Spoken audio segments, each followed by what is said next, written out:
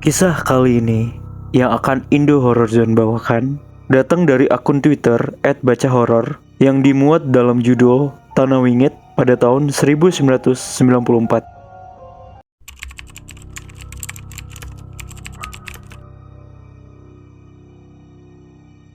Ada misteri mengerikan yang tersembunyi di balik tanah terkutuk ini.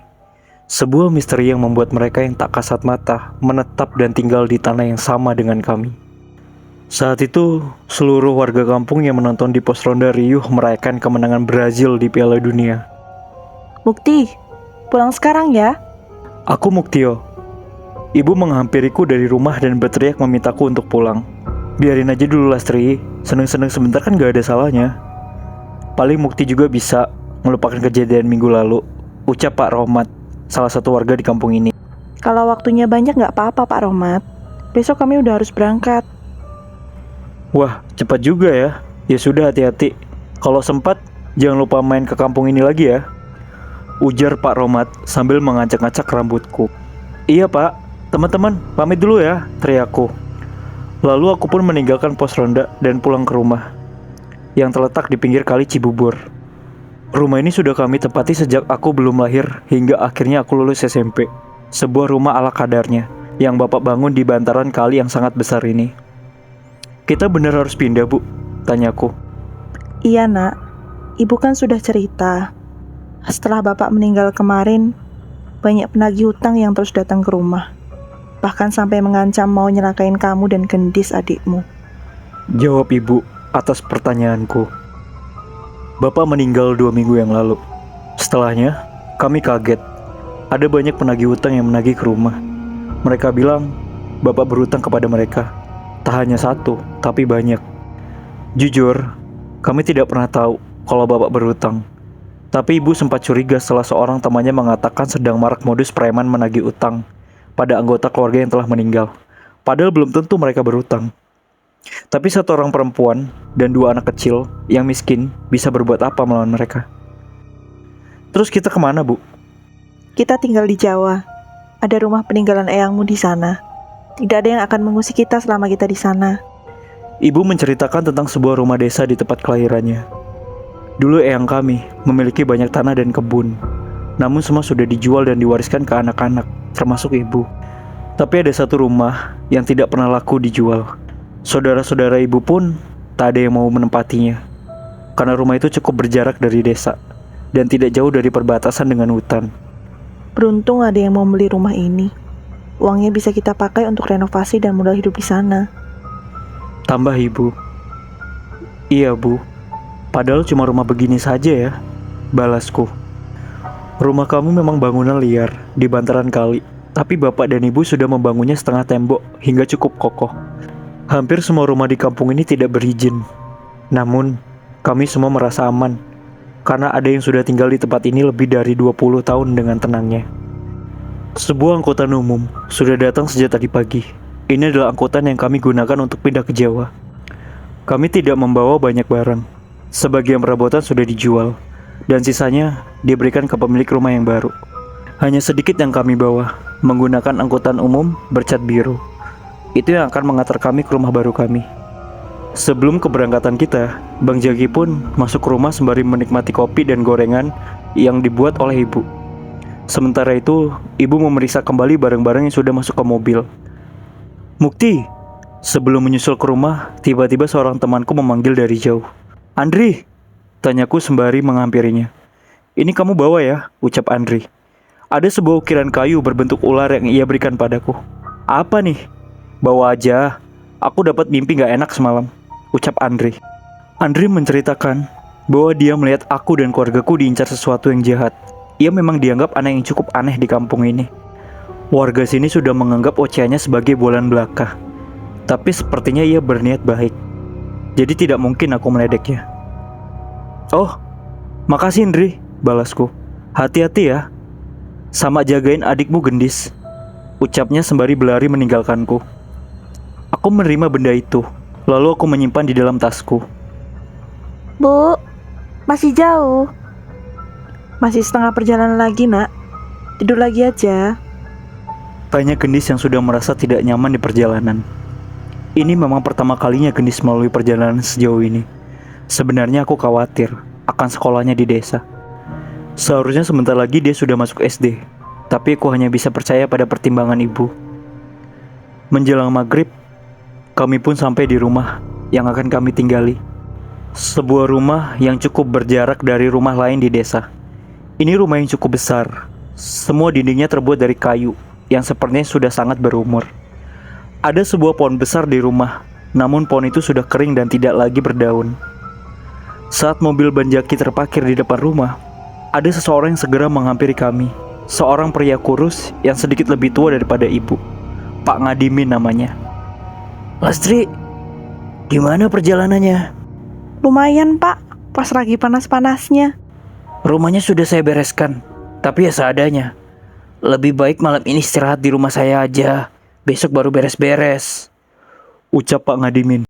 Halah pak, saya sudah ngerepotin minta dibersihkan, malah ngerepotin minta nginep lagi. Ibu menolak untuk mampir ke rumah Pak Ngadimin dan memilih untuk terus menurunkan barang-barangnya di mobil. Bang Jaki dan Pak Ngadimin pun membantu kami, sementara ibu menyalakan lampu teplok yang sudah tersedia di tembok rumah. "Belum ada listrik, Bu?" tanyaku. Sudah, tapi masih harus lapor PLN dulu, biar bisa dipasang lagi. Paling seminggu sudah nyala. Bang Jaki nginep dulu aja, pagi baru pulang. Ada kamar kosong kok. Bang Jaki yang sedari tadi menurunkan barang terlihat cukup aneh. Sesekali ia berhenti melangkah dan menelan ludah. Enggak, saya langsung saja habis ini, mau mampir dulu," ucapnya dengan canggung. Ia terlihat begitu waspada dengan rumah ini. "Mbak Lastri benar yakin mau tinggal di sini?" kata Bang Jaki. Iyalah mas, sekarang cuma rumah ini yang bisa kita tinggali. Balas ibu terhadap pertanyaan Bang Jaki. Setelah membantu kami, Bang Jaki segera pamit, padahal hari sudah larut malam. Pak Ngadimin pun mengantarkan kami makanan kecil dan minuman panas, dan segera buru-buru meninggalkan kami. Merasa cukup lelah, aku pun duduk di tikar yang sudah digelar oleh ibu. Rumah kayu dengan lampu remang-remang merupakan pemandangan yang cukup asing untukku. Apalagi suasana hening seperti ini tidak pernah aku rasakan di rumah kami sebelumnya. Setauku rumah kami cukup jauh dari warga lain. Aku malas mencari tahu dan memilih untuk tetap bersantai di tikar. Tapi suara itu semakin mendekat ke jendela. Aku menoleh ke jendela. Sekelebat terlihat seorang nenek melintas di depan jendela rumah. Nenek itu berambut putih terurai, berantakan dengan kebaya putih yang lusuh. Ia tertawa dengan mulutnya yang memerah. Seketika bulu kuduku berdiri, tubuhku merinding. Aku tidak berani berjalan keluar jendela untuk memastikan dan memilih untuk menghampiri ibu. Bu, teriakku. Kenapa Mukti? Bu, ada nenek-nenek bu, serem bu, di luar jendela. Nenek-nenek, malam-malam gini? Jangan ngarang kamu. Kalau capek tidur duluan aja. Iya Mas Mukti, tidur duluan aja. Nanti Gendis nyusul, jawab ibu yang sedang membersihkan kompor. Dan ditambah adikku Gendis yang tengah meminum susu yang sepertinya baru saja ibu buatkan. Loh, tunggu. Gendis, kok kamu di sini? Tanyaku bingung. Iya, minum susu dulu. Habis ini mau tidur, disuruh ibu. Tidak mungkin aku salah. Tadi aku melihat dengan jelas Gendis tertidur di kamar. Aku menelan ludah sembari menoleh ke kamar tempat aku melihat Gendis tertidur tadi. Aku bantuin ibu aja deh ya, ucapku yang sedikit ragu untuk kembali ke ruang depan lagi. Apalagi di kamar, karena kamar yang lain masih berantakan. Malam itu kami tidur dalam satu kamar. Tapi walaupun lelah, malam itu aku sulit untuk tertidur saat mengingat kejadian yang tadi aku alami.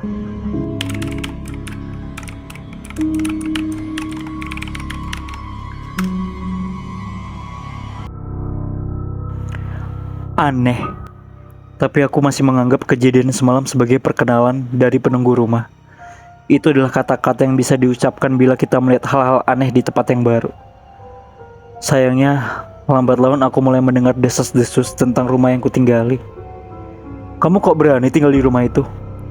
Wisnu namanya. Dia teman yang baru aku kenal beberapa hari ini. Emangnya kenapa? Angker, tanyaku. Wisnu terlihat ragu ingin mengatakan sesuatu padaku. Ini tak ceritain, biar kamu hati-hati.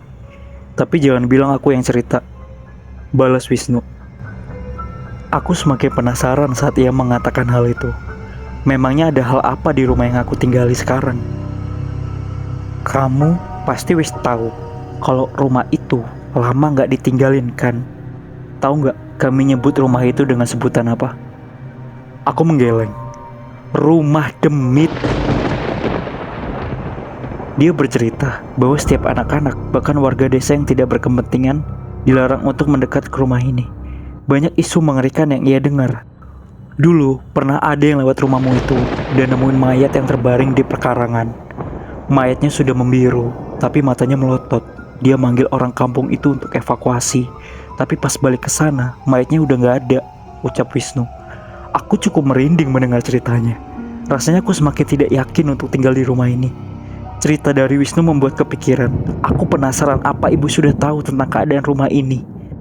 Sebelum ibu memutuskan untuk pindah. Menjelang maghrib, aku bergegas pulang. Di kampung ini setelah azan berkumandang, seluruh kampung akan menjadi sepi. Jarang sekali ada yang keluar rumah. Untungnya ibu sudah menyalakan lampu luar. Setidaknya setelah listrik menyala, rumah ini tidak terasa menyeramkan seperti di awal kami datang. Sesampainya aku di rumah dan memasuki rumah, aku mendengar suara gendis yang berbicara dengan seseorang. Jangan di atas, aku nggak bisa nangkep kamu. Kamu bicara sama siapa, Dek? Tanyaku. Tadi Mas Mukti dengar kamu ngomong sama orang. Aku tanya. Gendis pun menggeleng sekali lagi dan berlari keluar melewatiku menuju ke arah ibu di dapur. Aku pun memperhatikan sekeliling kamar dan tidak melihat ada siapapun di kamar itu. Mau mandi dulu atau mau makan dulu? Tawar ibu yang sudah selesai mempersiapkan makan malam untuk kami. Aku dan Gendis makan berdua, sementara ibu menemani kami sembari mengupas bawang merah untuk dimasak besok. Gendis, kamu tadi ngomong sama siapa? Jangan bohong loh ya, tanyaku di depan ibu. Nggak ngomong sama siapa-siapa. Jawab Gendis, sembari makan tanpa menoleh ke arahku. Aku tahu dia berbohong. Yang benar. Jangan bohong, Gendis. Ya udah kalau Mas Mukti mau tahu, ntar juga ketemu. Jawabnya sembari membawa piringnya ke tempat cuci piring dan meninggalkanku. Aku pun mengenyutkan dahiku. Aku tak mengerti apa yang dia maksud. Lalu aku pun menceritakan pada ibuku tentang kejadian tadi. Tapi anggapan ibu, Namanya anak kecil. Mungkin ngobrol sama bonekanya atau teman khayalannya. ibu menganggap bahwa Gendis sedang asik bermain dengan imajinasinya. Malam ini aku sudah tidur di kamarku sendiri, sedangkan Gendis tidur bersama ibu. Salah satu hal baiknya dari pindah rumah ke rumah yang baru, aku bisa punya kamar sendiri. Radio tape adalah satu-satunya hiburanku di tempat ini. Pilihanku kali ini jatuh pada kaset Bass Jam untuk menemaniku sampai waktunya tidur. Aku bernyanyi di depan mengikuti nada di lagu, sembari bergaya layaknya vokalis band. Mungkin sedikit kekanak-kanakan, tapi ini cukup seru. Apalagi aku tidak bisa berharap menonton televisi bersama di pos ronda seperti dulu. Nyanyianku terhenti oleh suara yang tiba-tiba terdengar. Gendis. Bukan. Suara tawanya berbeda dari Gendis. Merasa mulai tidak nyaman. Aku pun mengecilkan radioku dan pergi ke kasur. Sepertinya aku harus tidur cepat malam ini. Aku terbangun saat satu sisi kaset pita sudah selesai diputar dan radio tapeku mati dengan sendirinya. Lalu aku mengembalikan kaset itu ke tempatnya. Tapi aku mendengar ada suara dari sudut langit-langit yang saat ini berada di kamarku. Saat itu aku hendak kembali tidur. Mataku melihat sesuatu dari arah itu. Benar saja, di sudut itu terlihat seorang anak laki-laki berwajah pucat memandangku dengan terbalik. Aku tidak bisa melihat kakinya, yang terlihat hanya tubuhnya, dari kepala hingga ke pinggang, menembus langit-langit. Seketika aku keringat dingin, meremas selimutku, tidak percaya dengan apa yang kulihat. Dan saat makhluk itu menyadari aku sedang memandangnya, dia tersenyum dan memamerkan giginya yang hitam. Dengan kaki yang lemas, aku pejamkan mataku. Aku keluar dan ke kamar ibu untuk membangunkannya. Setan, Bu! Bu! Bu, bangun, Bu! Bu, ada setan, Bu! Setan? Jangan ngawur kamu. Bantah ibu yang sedikit kesal karena ku bangunkan. Aku pun menarik ibu langsung ke kamarku, menunjukkan ke arah langit-langit yang tadi aku lihat. Tapi sosok itu sudah tidak ada. Aku berusaha meyakinkan ibu. Tapi ibu malah menganggapku bahwa itu hanya mimpi buruk. Aku tidak mau mengambil resiko dan memilih untuk tidur di kamar ibu bersama dengan Gendis.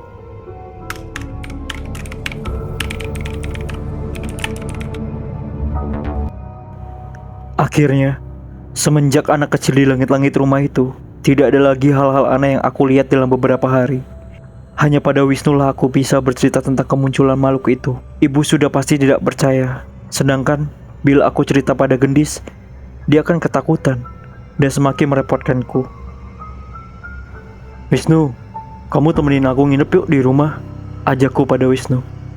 Tidak mau, aku sudah hidup tenang. Kenapa harus nemenin kamu di sana? Ntar ada yang ngikutin aku lagi. Tolak Wisnu. Mending kamu aja yang nginep rumahku, lebih aman, balasnya.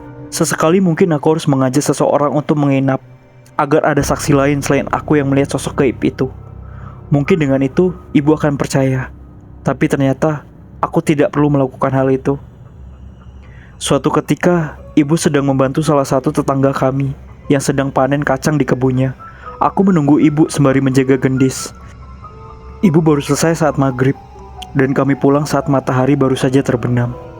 Seperti biasa, jalanan sudah sepi, dan arah ke rumah kami cukup gelap dan menyeramkan. Gendis pun sampai minta digendong karena takut. Dari rumah terakhir di desa, setidaknya kami harus berjalan beberapa ratus meter untuk sampai ke rumah. Seharusnya beberapa menit lagi kita sampai dan bisa segera beristirahat. Tapi saat rumah kami sudah terlihat, tiba-tiba ibu berhenti. Kenapa berhenti, Bu? Tanyaku. Wajah ibu terlihat aneh. Dia memandang rumah dengan gemeter. Aku pun menoleh ke rumah. Dan aku melihat pemandangan yang tidak akan pernah bisa kulupakan. Pocong. Di halaman kami berdiri pocong-pocong dengan kain kafan lusuh yang menggeliat dengan mengerikan. Tidak hanya di halaman, bahkan di atap rumah kami pun ada beberapa pocong yang terbaring dan duduk berserakan. Aku menggenggam erat tangan ibu dan menariknya, mengajak untuk memutar balik. Tidak mungkin kami pulang ke rumah di mana terdapat pocong sebanyak itu. Gendis takut, Bu. Ke rumah Pak Adimin. Kita ke sana dulu, Le. Tangis Gendis yang ternyata juga melihat sosok itu. Perintah ibu yang segera mengajak kami pergi secepatnya. Pak Ngadimin heran dengan kedatangan kami sekeluarga di malam hari. Apalagi ia melihat wajah kami pucat dengan tubuh gemetar. Kalian kenapa? Sudah duduk dulu. Biar dibuatkan teh panas dulu, ucap Pak Ngadimin yang langsung memerintahkan istrinya membuatkan teh panas untuk kami. Tidak ada satupun dari kami mampu bicara sampai istri Pak Ngadimin datang dan memberikan kami minum. Pocong, Pak Ngadimin. Pas kami mau pulang dari jauh, kami melihat rumah kami dipenuhi pocong, Pak, ucapku sambil gemetar. Astagfirullahaladzim. Bener, Bu? Tanya Pak Ngadimin pada ibuku. Ibu hanya mengangguk sembari masih menggenggam gelas hangatnya. Mbak Lastri masih bersekukuh ingin tinggal di sana? Tanya Pak Ngadimin. Habis kami mau tinggal di mana lagi, Pak? Buat makan saja saya masih khawatir. Tapi rumah itu dibangun di atas tanah yang tidak baik, Mbak Lastri. Kamu kan tahu sendiri. Bahkan sebelum kalian tinggal di sana, kami warga desa jarang sekali ada yang mau mendekat ke rumah itu, ucap Pak Ngadimin. Aku baru mendengar soal ini. Berarti sebenarnya ibu sudah tahu bahwa rumah yang kami tinggali memang bermasalah. Dan akhirnya pada malam itu, Pak Ngadimin mengizinkan kami untuk menginap di rumahnya. Lalu, keesokan harinya, Pak Ngadimin mengantarkan kami kembali ke rumah bersama seorang yang ia panggil dengan nama Mbah Sartiman. Pria yang sudah cukup berumur dan rambutnya sudah memutih. Mbah Sartiman adalah seorang yang dianggap mengerti soal hal seperti ini. Ia juga sering membantu warga yang bermasalah dengan kesurupan, penyakit aneh, spiritual. Singkat cerita, di satu sisi, Mbah Sartiman menaruh simpati dengan keadaan kami. Tapi di sisi lain, Mbah Sartiman menyarankan kami untuk pindah dari rumah itu. Jumat Kliwon, Sabtu Pahing, pada 2 hari itulah kami harus menjauh dari rumah. Karena menurut Mbah Sartiman, sosok-sosok itu muncul pada hari-hari itu. Mungkin cerita mengenai pocong yang mengelilingi rumahku sudah cukup mengerikan bagi kalian. Tapi percayalah, ada hal yang lebih mengerikan yang tersembunyi di tanah ini.